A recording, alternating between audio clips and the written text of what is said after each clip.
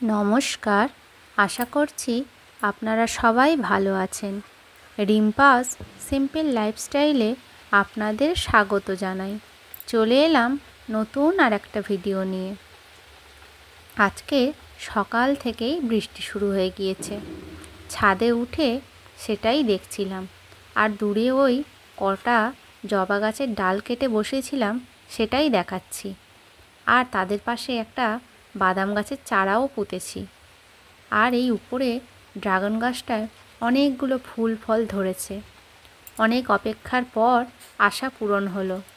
আর দূরে তাল গাছগুলোতে কচি কচি তালে ভরে গিয়েছে। তারপরে চলে এলাম বাড়ির কাজকর্ম সারতে। ঘরটা ঝাঁট দিয়ে মুছতে শুরু করে দিলাম। অনেকটাই বেলা হয়ে গিয়েছে, অনেক কাজকর্ম পড়ে আছে। ঠাকুরঘর সারতে হবে, রান্না করতে হবে, তাই ঝটপট করে এই কাজগুলো সেরে নিচ্ছি। আর এখন তো বর্ষাকাল, এই রোদ তো এই বৃষ্টি, কখনো জোরে জোরে কখনো ঝিরিঝিরি। তারই মাঝখানে তো সব কাজ সারতে হবে। স্কুলে রান্না আছে, মেয়ে খেয়ে স্কুলে যাবে, অনেক কাজকর্ম। তাই ঝটপট করে আর বৃষ্টি না দেখে কাজগুলোই সারতে শুরু করলাম। ছোটো ঘরটা মুছে নিয়ে আর এই দিকটাতেও মুছে নিচ্ছি। এই লাঠি ঘর মোছা দিয়ে ঘর মুছতে বেশ ভালোই লাগে। একটু হালকা চাপ দিলেই যে কোনো নোংরা খুব সুন্দর উঠে যায়। কিন্তু এই আমার মাথার চুল এই নেতাতে ভর্তি হয়ে থাকে। তারপরে চলে এলাম রান্নাঘরে। আজকে তো জগন্নাথের রথযাত্রা, সেই জন্যে ভাবলাম আজকে একটু নিরামিষ কিন্তু একটু স্পেশাল কিছু রান্না করি। তাই যেমন ভাবা তেমন কাজ। আজকে রান্না করছি ভেজ বিরিয়ানি। এই প্রথম সমস্ত সবজি টবজি কেটে গুছিয়ে ভাতের চালটাকেও ভিজিয়ে দিয়েছি। আর এটা করব পনির আর সয়াবিন দিয়ে। ওদিকে পনিরটাকেও ভিজিয়ে দিয়েছি, আর এদিকে সয়াবিনগুলো কেটে ভাজতে শুরু করে দিয়েছি। 4 দিনের দুধ জমিয়ে এতটা সয়াবিন করেছি। আর ওদিকে পনির ভেজে সয়াবিনটাকেও ভাজা বসিয়ে দিয়েছি। সয়াবিনটা একটু ভেজে রান্না করলে না রান্নার স্বাদটা খুব ভালো হয়। তাহলে সয়াবিনের যে একটা কাঁচা গন্ধ থাকে ওটা আর থাকে না। আমার সয়াবিন ভাজা কমপ্লিট। এবার আলুগুলোকে লাল লাল করে ভেজে নেব। একটু বড় বড় করেই আলু কেটেছি, যেমন বিরিয়ানিতে দেয়। আর এখানে পনিরটাকেও ভেজে আর এই আলু ভেজে সব রেখে দিয়েছি। আর এখানে ভাতের জলটা বসিয়ে দিলাম।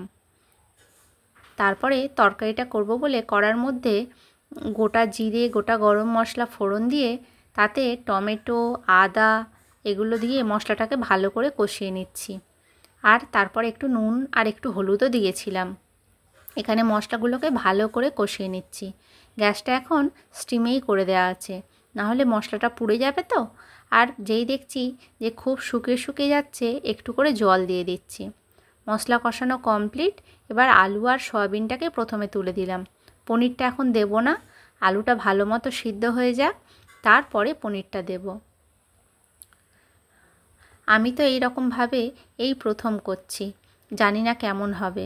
মানে যখন রান্না করছিলাম তখন ভাবছিলাম, কিন্তু খেতে খুব সুন্দর হয়েছিল। আর এখানে ভাতের জলটা ফুটে গিয়েছে, তাই ভাবলাম এবার চালটা তুলে দিই। আর এখানে এই মশলার মধ্যে আলু আর সয়াবিন দিতে গিয়ে তেল মশলা ঠিকরে পাশের দেয়ালে পড়ে গিয়েছিল। ভাতটা হয়ে গিয়েছে, নামিয়ে রেখে দিয়েছি। 2 জায়গায় অল্প অল্প করে রেখেছি, বেশি চাপে থাকলে যদি ভাতটা নরম হয়ে যায়। আর এখানে তরকারিও ফুটতে শুরু করে দিয়েছে। তরকারির আলুগুলো খুব সুন্দর সিদ্ধ হয়ে গিয়েছে। এবার লেয়ারিংয়ের পালা। এই দেখুন তরকারির ফাইনাল লুক। এখানে একদম নিচে প্রথমে একটু ঘি দিয়ে প্রেশার হাঁড়িতেই বসাচ্ছি। লঙ্কা দিয়ে আর পরপর লেয়ার করে যেমন দেয় ঠিক তেমনভাবেই দিলাম, সমস্ত কিছু গুছিয়ে। আর একদম উপরে ঘি, কাঁচা লঙ্কা আর ওই বিরিয়ানির মশলাটা দিয়ে এবার হাঁড়ির ঢাকাটা দিয়ে দেব। তার উপরে এই ডেকচিটায় করে জল ভরে এটাকে চাপিয়ে দিলাম, যাতে একটু ঢাকাটা ভালো মতো বন্ধ থাকে, চাপে থাকে। আর এখানে তরকারিও করেছি আবার। এটা ইন্ডাকশানে করেছিলাম, শুধু পনিরের তরকারি। আর ওখানে সয়াবিন, আলু, পনির দিয়ে তরকারি করেছিলাম। ওটা বিরিয়ানিতে মানে বিরিয়ানির লেয়ারিংয়ের জন্য। বিরিয়ানি হয়ে গিয়েছে, গামলির মধ্যে ঢেলেও নিয়েছি। আর এই প্রথম আমি এই রান্নাটা করলাম। সবাই খেয়ে খুব ভালো বলেছিল, আর আমার নিজের খেয়েও বেশ ভালো লেগেছিল। এখানে মেয়ের খাবারটা গুছিয়ে দিলাম, ওর বাবাকেও দিয়ে দিয়েছি। আর এখানে স্যালাড কেটেছিলাম, শুধু শশা, যেহেতু নিরামিষ খাবো বলেছি তো, তাই পেঁয়াজটাও কাটা হয়নি বা কাটিনি, যাই বলুন না কেন। আর এবার সবাইকে খেতে দিয়ে আমি নিজের খাবারটাও বেড়ে নিচ্ছি, কারণ এইসব ভালো মন্দ খাবার নিয়ে বেশিক্ষণ অপেক্ষা করা যায় না, তাই তাড়াতাড়ি করে ওদেরকে খেতে দিয়ে নিজের খাবারটাও বেড়ে নিচ্ছি। আর আমি তো প্রথমে এক গ্রাস মুখে দিয়েই নিজেই অবাক হয়ে গিয়েছিলাম যে সত্যি এতটা ভালো হবে আমি ভাবিনি। কারণ বললাম না, আমি এই প্রথম করলাম। ফেসবুকে এক দিদিভাইকে রান্না করতে দেখেছিলাম, দেখে সেদিন থেকেই খুব ইচ্ছা হচ্ছিল। তাই ভাবলাম সামনেই তো রথযাত্রা আছে, আর নিরামিষ খাওয়াটা ভালো ওই দিনকে, তাই ভাবলাম একটু স্পেশালও হবে, অথচ নিরামিষ খাওয়া হবে। মেয়ে তো খেয়ে খুব খুশি, বলছে তুমি এরকম বিরিয়ানি প্রায় বানাবে, এটা খেতে অনেক ভালো হয়েছিল। আর এই দেখুন আমার প্রিয় কাঁচা লঙ্কা আর সমস্ত কিছু নিয়ে আর একটু স্যালাড নিয়ে আমিও খেতে শুরু করে দিলাম। এত ভালো লেগেছিল যে কি বলবো। ভাবছি আবার খুব তাড়াতাড়ি একদিন বানাবো। আপনারা কিভাবে বানান আমাকে জানাবেন কমেন্টস করে।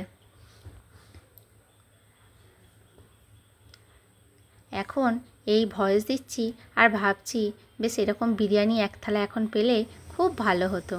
খাওয়া দাওয়া করে আবার একটু ছাদে উঠেছি, এখন বৃষ্টি পড়ছে না, আর এই ড্রাগন গাছে আবার একটা ফুলও ফুটেছে, সেটাই আবার আপনাদের দেখাচ্ছি। আর উপরে ছোট্ট ছোট্ট অনেকগুলো কুঁড়ি এসেছে।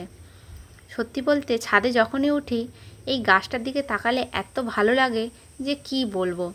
একটা সময় বাড়ির সবাই বলতো এত ছাদ করে গাছ বসালে, গাছটায় তো এখনও পর্যন্ত કોઈ ফল এলো না। আসলে আমি একটু সময় নিচ্ছিলাম যে দেরিতে হোক কিন্তু ফলটা ভালোভাবে হোক। আর এটা হলো বিকেলবেলা, চলে এসেছি আবৃত্তি ক্লাসে। আর যেহেতু বর্ষাকাল, চারিদিকে জল কাদা, আর এখানটায় এত গাছপালা থাকে না, প্রায় সময় রাস্তা থেকে যাওয়া গরুগুলো ভিতরে ঢুকে এসে কচি কচি ঘাসগুলো খেতে শুরু করে। আর এই দেখুন কাঠচাপা গাছে সাদা সাদা ফুলে ভরে গিয়েছে, আর আকাশটাও বৃষ্টি হয়ে একদম পরিষ্কার হয়ে গিয়েছে, আর গাছপাতাগুলো একদম সবুজে ভরে উঠেছে, যেদিকে তাকাচ্ছি একদম সবুজে সবুজে ভরা। আর এই কাঠচাপা ফুলের গাছটায় এত ফুল হয় যে কি বলবো। কিন্তু শীতকালের সময় দেখলে মনে হয় যে গাছটা যেন মরেই গেল, না থাকে একটা পাতা, না থাকে ফুল।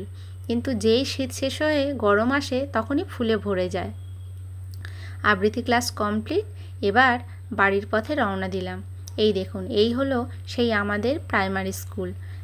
প্রাইমারি স্কুলের মাঠে এখানকার ছেলেরা প্রায়ই ফুটবল খেলে, আজও ওরা খেলছিল, আর মাঠে জলে ভরে গিয়েছিল। বললামই তো সকাল থেকে ভালোই বৃষ্টি হচ্ছে। এটা হলো পরে একদিন মেলায় গিয়েছিলাম, তাই ভাবলাম এই ভিডিওটাও এর মধ্যে দিয়ে দেব। এখানে হরিনাম হচ্ছে প্রত্যেক বছরই। এখানে এই 7 দিনের মেলাতে 7 দিন হরিনাম হয়। মেয়ে, আমি, ওর বাবা 3 জনে মেলায় এসেছি। এখানে প্রত্যেক দিন দুপুরবেলা ভোগের ব্যবস্থা থাকে, প্রচুর ভক্ত খেতে আসে, আর সন্ধেবেলা এই নাম সংকীর্তনের ব্যবস্থা থাকে। সেই ছোট্টবেলা থেকে দেখে আসছি। আর মেয়ে এখানে সাজের দোকানে ঢুকেছে কিছু জিনিসপত্র কিনতে, কিন্তু পছন্দ মতো কিছুই পাচ্ছে না, তাই একবার এই দোকান একবার ওই দোকান ঘুরছে। তাও শেষমেশ একটা ক্লিপ আর একটা হেয়ার ব্যান্ড নিয়েছিল। আর এখানে ভালোই লোকজনের আনাগোনা হয়েছে, ভিড়ও ভালোই হয়েছে দোকানগুলোতে। আর এই দেখুন এই হলো আমাদের এখানকারের জগন্নাথ, বলরাম আর সুভদ্রা দেবী। এখানে সন্ধেবেলার ভোগের ব্যবস্থা করা হচ্ছে, কত ভোগ বানাচ্ছে পান্ডা মহাশয়, সেটাই দেখছিলাম। আমাদের মেলা ঘোরা কমপ্লিট, জগন্নাথ দেবকে দর্শন করাও হয়ে গিয়েছে। এবার বাড়ির পথে রওনা দিলাম। আমাদের বাড়ি থেকে মেলাটা একদমই কাছে, হেঁটে এলেও 10-15 মিনিট লাগে, আর আমরা তো বাইকে করে যাচ্ছি, তাই খুব বেশি সময় লাগছে না। তাই এবার বাড়ির পথে রওনা দিলাম। আর আজকের মেয়ের পড়ার স্যার আসারও কথা ছিল, তো তাই আমরা বেশিক্ষণ সময়ও কাটাইনি। আজ আসি, আবার আসবো নতুন একটা ভিডিও নিয়ে।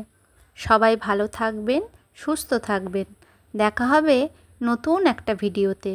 আর আমার ভিডিওটা যদি আপনাদের ভালো লেগে থাকে, লাইক করে পাশে থাকবেন। ধন্যবাদ।